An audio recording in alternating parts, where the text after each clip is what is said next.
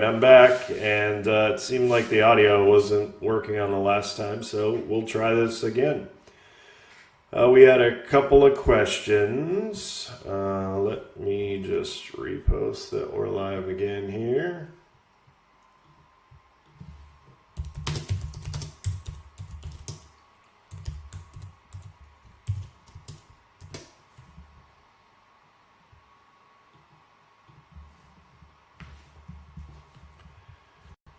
Okay, so the question was, what is your criteria for deeming a keyword worth keeping in a campaign? That's the first part. The first question, he's got a couple.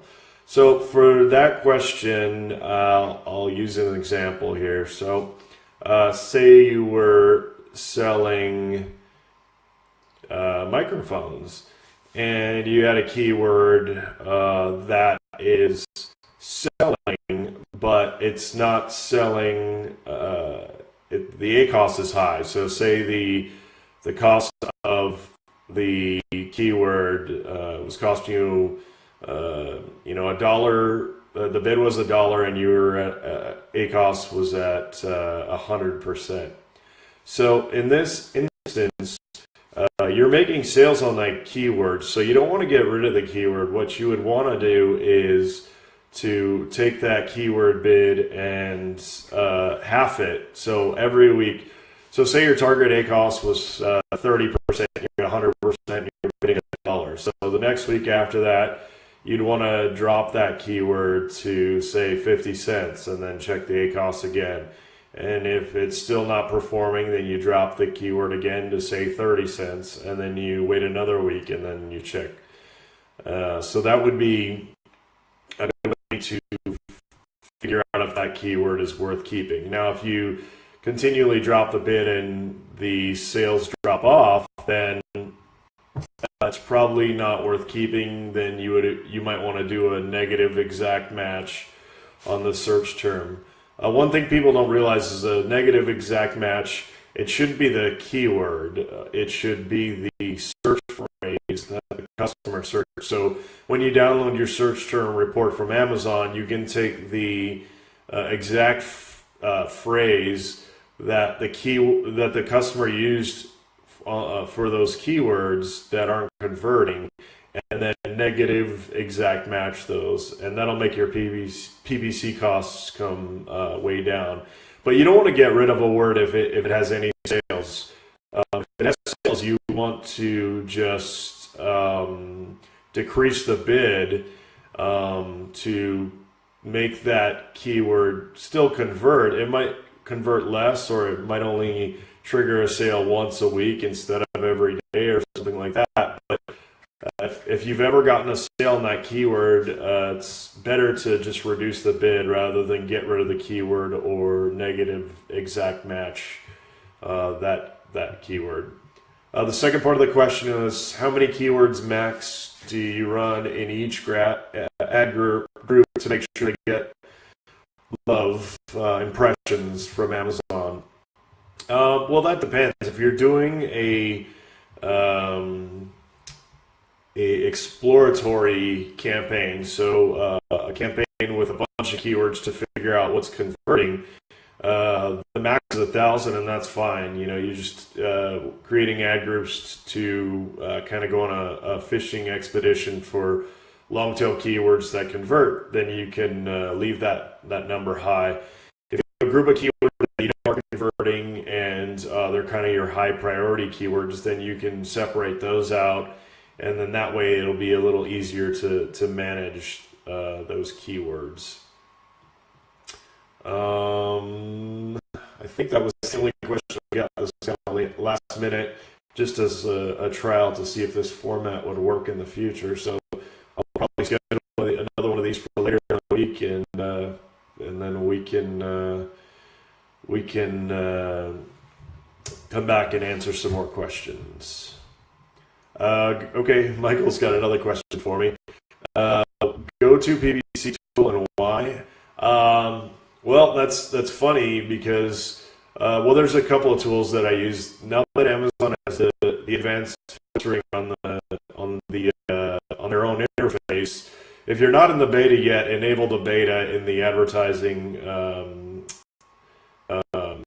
dashboard, because that'll give you a lot more tools to be able to filter and sort.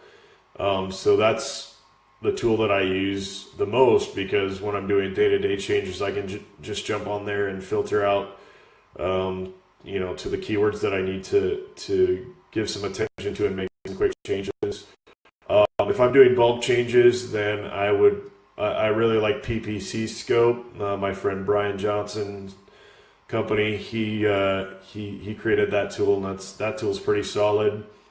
But you can do most of the stuff manually in you know, the search term reports and the bulk download upload file that you can get directly from Amazon, just using Excel filters and stuff. I know a lot of people don't like using filters, using Excel.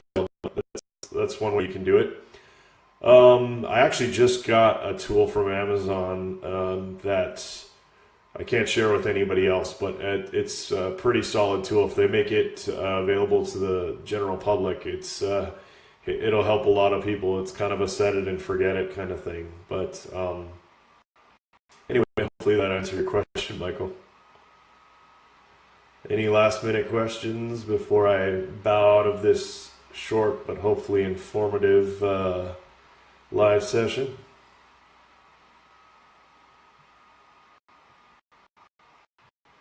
All right, I guess that's it. Well, Michael, thanks for joining me, and whoever else decided to watch, if there's anybody else. And next time I'll give people a little more heads up. This was kind of a last minute thing just because of time. I just got off of a oh, Michael shot me another question. All right, buddy. Do you run different keywords? I'm assuming KWS is keywords and search terms for each child. Do you run different keywords and search terms for each child? Oh, yeah, absolutely. You should. Oh, I think you're probably asking if you should group all your child items in the same groups or not. There's some debate on that. It depends. If you have a really big catalog, it might be hard to split out each one of those child items. But if you have the time, it's definitely worth doing, because you'll be able to see which child item converts the best. And if that child item is converting the best, then you might want to, you know, throw more of your advertising dollars at that one child ASIN, because if you get one child ASIN popular, you kind of drag the other child ASINs with that one popular ASIN. So, you know, if you've got a water bottle and it's blue, and you got a bunch of different colors, and you just promote that blue water bottle because it's the one that's promoting the, you know, or is performing the best, it'll drag all those other colors up with it in rank as it goes. So it just depends on how you want to target it. Let's see. What is the most important thing you have to do at a product page when it comes to SEO? I actually just did a live webinar early today that covered all of that. Just keep an eye on this Facebook page, and I'll repost the video when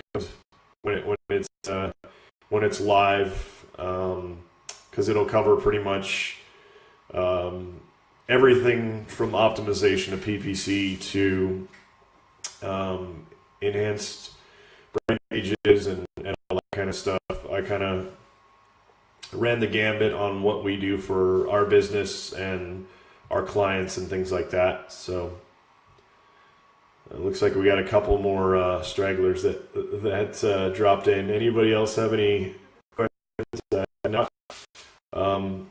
Probably plan on doing another one of these later this week. And I mean, my expertise, I would say, is at listing optimization, SEO, PPC, things like that. But I'm an Amazon seller, so a fairly experienced one. So I pretty much run the gambit on being able to answer any questions. So if you have anything that's, you know, not necessarily related to SEO or listing optimization, feel free to get them ready for next time.